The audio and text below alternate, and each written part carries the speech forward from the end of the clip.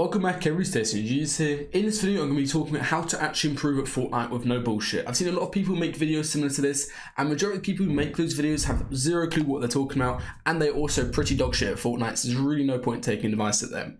If you guys don't know who I am, I've coached loads of FNCS winners in the past. I've coached people to their first earnings. I've coached people to their first grand finals, their first placements and everything. So I'm pretty experienced and I know what I'm doing, and I've obviously also competed at a pretty high level myself in the past as well. So this is, in my opinion, the best way to actually improve at Fortnite. I'm going to give you zero bullshit, and if you guys don't want to take any advice in this video, you don't have to, but you're not going to improve, and I can guarantee you if you implement the things that I say here, you're going to improve at a much faster rate than you're doing so currently. And even if you're a beginner level player or an intermediate level player, or you're a pro level player with like loads of earnings, everything I say in this video will still help you out entirely. So the first thing that you need to get through your heads to actually improve is that the efficiency of what you're doing while you're playing Fortnite is more important than the time that you spend doing it. This goes for literally anything that you do in life. If you want to improve at it, it's about being efficient and making sure you're working with things that you actually need to work on, rather than just spending a long time doing it. You get way more done playing 6 or even 4 hours effectively working on things that you actually need to work on, rather than playing 12 plus hours a day. A lot of people have this really bad mindset where they think they have to play as much as possible, they have to put all this effort into playing the game, and a lot of the times when you spend that amount of time just playing, you actually just become worse, you're not recovering as much, and you're also not having effective practice while you're actually on the game, just because you spend a lot of time wasting time and not really improving the things you actually need to work on. Another really important thing to know is the fact that everyone has a different skill set in this game, and they have a bunch of different things that they need to work on. Figure out your strengths and weaknesses as a player and tailor your practice and how you're actually training to improve at this game based on those things. In my opinion, you're much better off being the best at a particular part of the game, such as your main role in a trio gamer, like being an IGL or being a fragger, rather than just trying to be average at a bunch of things because you spent ages working your weaknesses. Obviously, this isn't to say you shouldn't work on your weaknesses at all. You definitely should, and that will help you become more well-rounded. But you shouldn't just sit there and spend 80% of your time on Fortnite trying to improve your fighting if you're a really bad fighter, when you don't necessarily need to.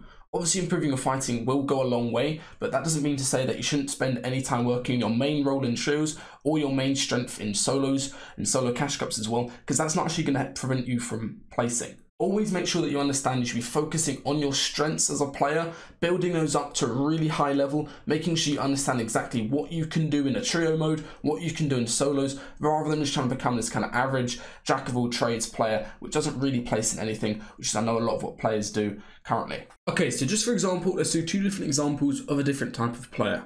So the first one is going to be a controller player who is very good at fighting and very good at aim and mechanics, right? That player shouldn't sit there and go, oh, the thing that's holding me back is going to be game sense. I need to spend this entire period of time, I need to go ahead and completely change my playstyle, I need to go full placement. No, you should play to what your strengths are. And the same thing goes for if you're an IGL. You shouldn't sit there and go, okay, I'm a very good IGL at the moment, I'm placing around top 500 in events, I always IGL my trios, I'm pretty smart in solos playing for placement. Let me go ahead and just change into some kind of mechanical warlord and try to WQ everyone and be really aggressive during tournaments. That is not going to work and is not going to allow you to improve to actually place. Figure out exactly what you are good at, build on those strengths, obviously work on your weaknesses to a decent level, but make sure that your strengths are the things that you're actually good at. In tournaments, there's loads and loads of different playstyles that actually work and allow you to place, and you should need to figure out what playstyle you are best suited for so you can go ahead and place with that playstyle. There's no one set cookie cutter that you can do to actually place in tournaments, in trios or in solos. You need to figure out what you're good at, work on those strengths,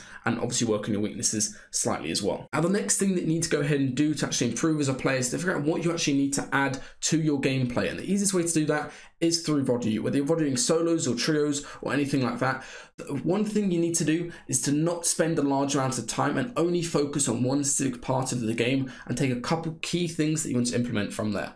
Spend about 20 to 30 minutes at a maximum for doing one specific play style and one specific part of the game. So many players, they'll go ahead and say, oh, I want to improve and I want to play. What's a good player? Let's go ahead and say Mr. Savage, an example. They'll sit there and watch a Mr. Savage solo cup. They'll watch his whole beginner game, his mid game rotates, his end game rotates, how he gets refreshes, how he takes high, all his win conditions, and they'll try to do about 10 things at once or 15 things at once into their gameplay. And trust me, that will never work. Instead, focus on spending a lot less time VODing, since obviously it can get quite boring. Choose a specific player you want to learn from or a specific trio you want to learn from, and choose a couple things that you want to learn from them.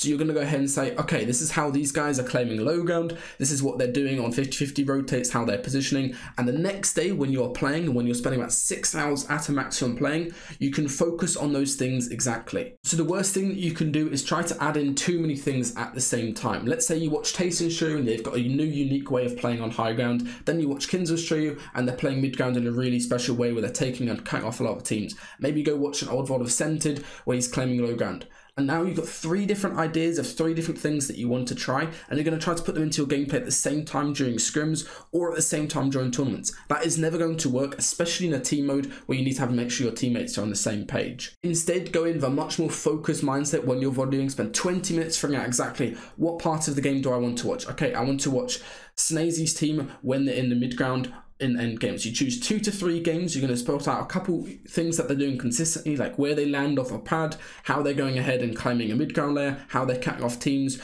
Learn your specific role and then make sure these things aren't conflicting each other, so you're not getting too many things in your head at the same time. This comes on to my next point as well, but this means the next day when you come on to play, you've got a very specific focused idea of what you're going to do while you're practicing, and also it means that you can move on to learning something else as quick as possible. If you have about 15 different notes and none of those information are actually going into your head, you're basically just going to sit there and go, oh, what the hell am I doing? I'm trying to implement so many things I want to. You'll never actually master anything, and you'll never be able to move on to something else after you've learned that specific thing to begin with. This way of learning new skills and strategies reduces your overall time spent on everything, and also means that you're making constant improvement. You're only working on 1 to 2 things a day. You could easily work on those things, actually make sure you're fixing them correctly, and you're developing as a player the entire time and developing as your role in trios at the same time as well. And my last point in my video is actually the most important one, is to make sure that you always have a goal while you're playing.